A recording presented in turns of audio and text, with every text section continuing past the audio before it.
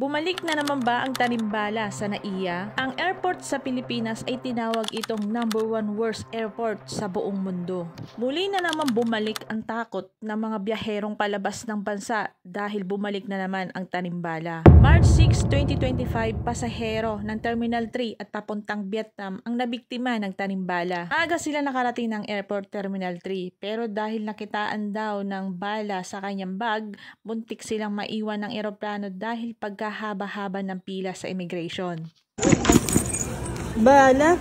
Videoan mo nga. Bala? Saan dito bala? Oh, wala. Wala naman.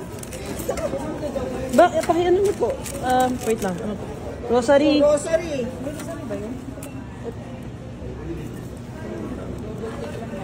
Nako.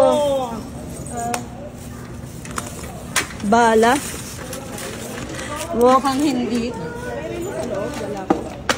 May relo po ba kayo, Mami Ruth? Relo. Ang hihira. Ginawa niyo sa amin. Videoan mo ah. Sobrang trauma, nanginginig, mangiyak-ngiyak si kababayan at senior pa ito na akala nila ay hindi sila makakasakay ng eroplano. Sana yung ganitong modo sa NAIA ay hindi na maulit pa at hindi na mabiktima ang iba nating mga kababayan.